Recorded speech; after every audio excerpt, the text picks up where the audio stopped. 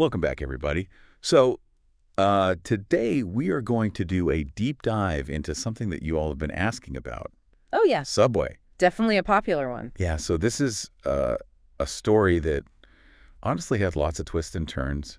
And really, we wanted to go beyond just the headlines of, Subway is struggling Right. and kind of figure out, like, what led to their crazy growth Yeah. and why things sort of went south, and then if their comeback attempts are really going to make a difference. And we're basing this mainly on this video we saw about Subway's rise and fall and possible comeback. It's a great video. Yeah, it was really cool. I mean, did you know that back in 2002, Subway actually had more locations than any other fast food chain in the U.S.? I did, and it's really kind of mind-blowing when you think about it. Like, they were more ubiquitous than McDonald's for a period there. Yeah. You couldn't walk down the street without seeing, that green and yellow. Yeah, for sure. It's like they were everywhere. And, it's interesting when you think about it, because part of that success really came from just having, like, a very basic and scalable business model. Yeah, exactly. It's like they really nailed that simple but effective approach. Yeah, so let's rewind all the way back to, like, 1965. Okay. So you have Fred DeLuca, a 17-year-old kid who needs money for college. Ah, the classic story. Right. And he teams up with, like, a family friend, Peter Buck. Okay. And they get a $1,000 loan, and they open this place called Pete's Super Submarines. I love that name. Yeah, I know, right? Yeah. I mean, it really takes you back to, like, a different era, simpler times, maybe simpler sandwiches. Definitely. And also a much less crowded, fast food landscape back then. Oh, for sure. What's interesting to me, though, is they weren't just selling subs. They were also selling this idea of, like, fresh ingredients and being able to customize your sandwich. Right. And that was way before it became, like, a trendy thing in fast food, Yeah, it was, like, revolutionary. Totally. Like, imagine a world where burgers were king, and then suddenly you could choose your toppings and see your bread being baked right there in front of you. And that smell. Oh, yeah. That smell of fresh bread, like, wafting down the street, like, that's marketing gold right there. I mean, come on, who can resist that? Seriously. And then they made another smart move, in 1974 when they decided to start franchising. Oh, yeah, franchising was huge for them. Huge, because it meant low startup costs for the franchisees, Yeah.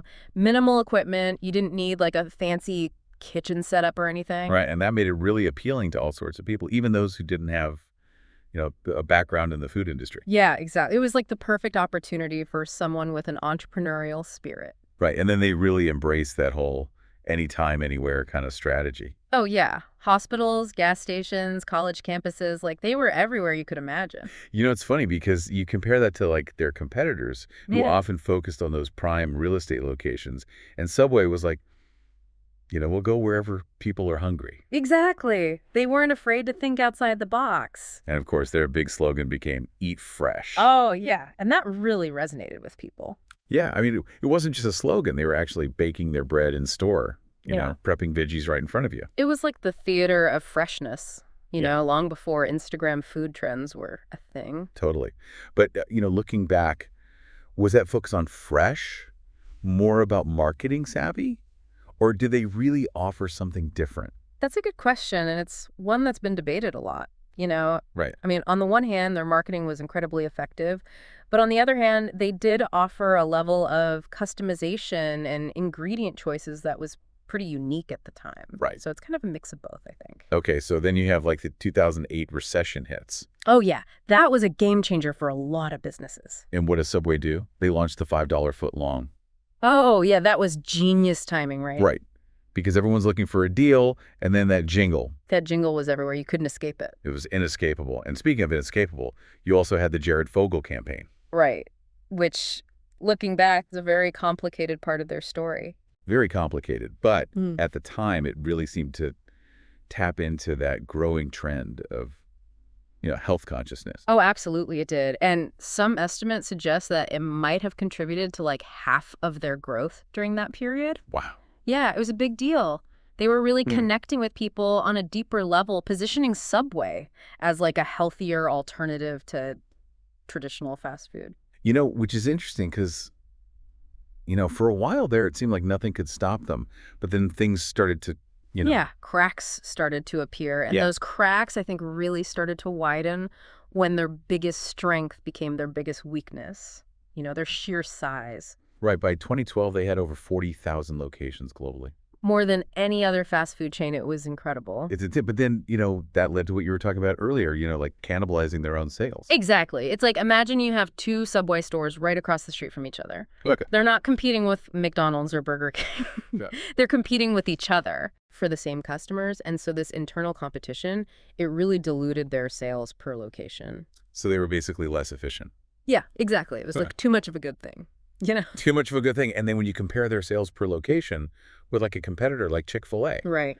Chick-fil-A has way fewer stores, but they generate significantly more revenue per location. It's a stark contrast. Yeah. And then in 2015, Fred DeLuca passes away.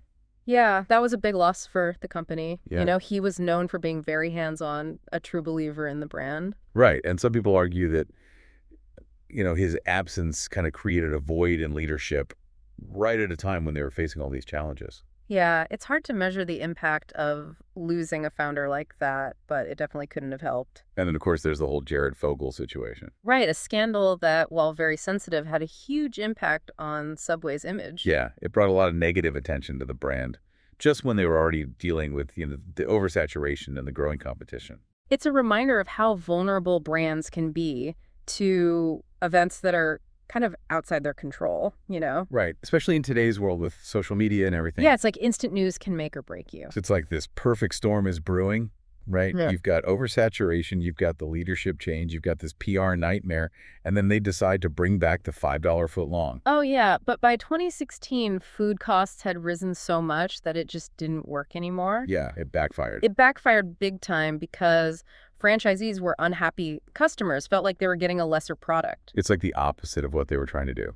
Exactly. And then you have this series of food-related scandals that just added fuel to the Like fight. that 11-inch footlong thing. Yeah. The chicken content debate, the tuna controversy. All of that, even if some of those claims were debunked, the damage was done. Right. It chipped away at that Eat Fresh image that they had worked so hard to build. Exactly. Public perception is everything, especially when it comes to food. Yeah. So by 2019, sales are plummeting, Mm-hmm. and the new CEO, John Chidsey, he basically calls the brand stale. Yeah, he didn't mince words. He didn't. And it was clear that Subway needed a major overhaul, and they needed it fast. They needed a serious refresh. Yeah. So before we jump into, their attempts at a comeback, I think it's worth taking a step back and asking, what are the key takeaways from this rise and fall so far? Okay. Yeah, that's a good point. I mean, I think it highlights a few really important things, like the power of simplicity in a complex market, the importance of adapting to changing consumer tastes, and that delicate balance between growth and sustainability. Right. It's a reminder that even the most successful brands are not immune to challenges,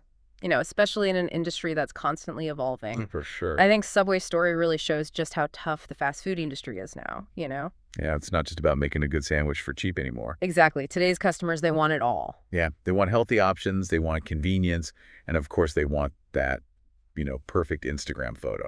It's a whole different game now. Totally. So in 2021, they launched this thing called Eat Fresh Refresh. Right. A big attempt to, rebrand and revamp the menu. Yeah, they had new menu items, they were really focusing on better ingredients, and they tried to make the sandwiches more consistent across the board. Yeah, trying to standardize things a bit more. And they even got all these celebrity endorsements. Yeah. Steph Curry, Tom Brady.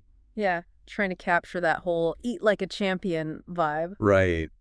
But, star power only gets you so far. You were talking earlier about how important operational efficiency is. Oh, yeah, that's crucial, especially for a company as big as Subway. Oh, so you mentioned the meat slicers they introduced in stores. Yeah, that was a big change. Huge. I mean, think about the logistics of that, thousands of locations, training staff, maintaining equipment. A massive undertaking. It really was. And some people would say it was, way overdue.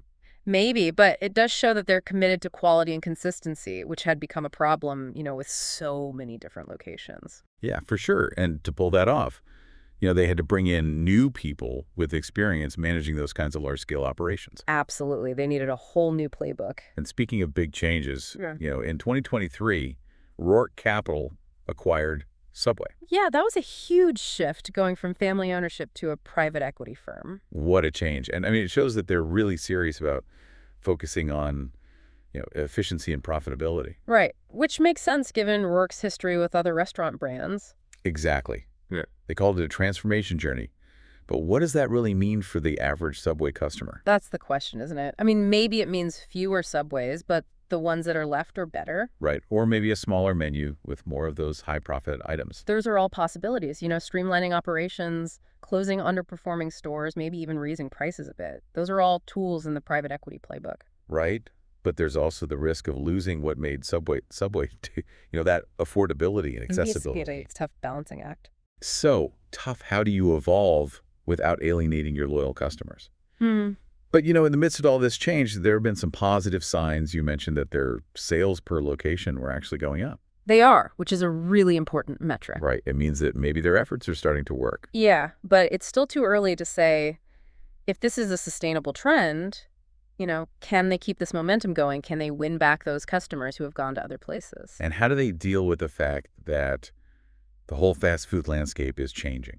We're talking mobile ordering, delivery services competition from all these new trendy brands. You're right. Embracing technology is not an option anymore. It's a necessity. Subway has to be where their customers are, whether that's on a delivery app or social media or having a really easy online ordering system. It's about meeting those expectations, not just for the food, but for the whole experience. Absolutely. And speaking of expectations, there's this growing demand for sustainability. Oh, yeah, big time. So maybe Eat Fresh needs a 2.0 update, Eat Responsibly or something. I like that because it's not just about the food, it's about the values behind the brand, Yeah, so we've got this huge brand trying to completely reinvent itself, and they're facing all these challenges and opportunities. It's a story that's far from over. Yeah, definitely not over. But let's zoom out for a second. Yeah. What does Subway's journey tell us about the fast food industry as a whole? I think it's a really interesting case study, and it shows a few things that are true for the whole industry.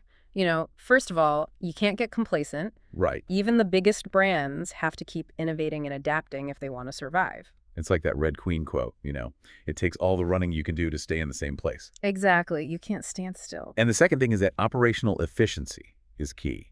Especially when you're managing a network as massive as Subway's. Oh, yeah. Keeping costs under control, streamlining processes, making sure everything is running smoothly. That's all crucial. Right. And it's not just about the numbers either. It's about the people, too, Yeah, you have to understand what your customers want and what they need, and what worked 20 years ago might not work today. You have to keep evolving with your customer. So it really feels like Subway's at this crossroads, right? I mean, they've made some big changes trying to, breathe some new life into the brand. Right. And it makes you wonder, can they actually get back to where they were, back in those glory days? Or are those days gone, That's the big question. And I don't know if there's an easy answer. Right. I mean, we've seen some good signs, sales are getting better, but there are still so many challenges. Yeah, it's like they're trying to fix the plane while it's still flying. Exactly. You have to figure out how to appeal to a whole new generation of customers. Yeah. People who have grown up with so many more options. And they expect things to be convenient, and they care about where their food comes from. All true. And that's what makes this transformation journey so fascinating. Can they really shake off all that baggage from the past? The oversaturation, the scandals. Right. Can they escape that image of being stale and become this fresh, relevant brand again? It's a tough task, but I don't think it's impossible. I agree. I mean, we've seen other brands do it successfully. Like, look at Domino's Pizza. Oh, yeah. Great example. They totally own their problems. They changed their recipes. They embrace technology. And now they're killing it, Yeah. especially with online ordering and delivery. Right. So for Subway, it's about finding that thing that makes them special again. Yeah. What do they offer that nobody else does? Right. What's their unique selling proposition? Right. And I was thinking maybe it's that customization aspect, Yeah. that was so revolutionary back in the day. Yeah. But it needs like a 21st century update, Imagine like a digital experience that goes way beyond just picking your toppings. Oh, wow. Like what if it was personalized to your diet or, your favorite flavors? Or even your mood. Right. That'd be cool. That would be amazing. And it plays into this whole trend of personalized nutrition and wellness, Yeah. Which is only going to get bigger. I mean, imagine Subway partnering with like fitness trackers or health apps to offer custom meal plans. Wow. Or even like rewards for making healthy choices. That's a great idea. I mean, talk about using technology to create a truly unique experience. Right. But then it all comes back to those operational challenges we talked about. Right. Can they really handle something that complex Yeah. across thousands of locations? That's the big question, you know. They need to find a balance between standardization and flexibility. Right. Maybe it's about giving those franchisees more power to adapt to local tastes and trends, but, still keeping that overall brand consistency. Yeah. It's a tough balance to strike, but if they can get it right. It could be huge.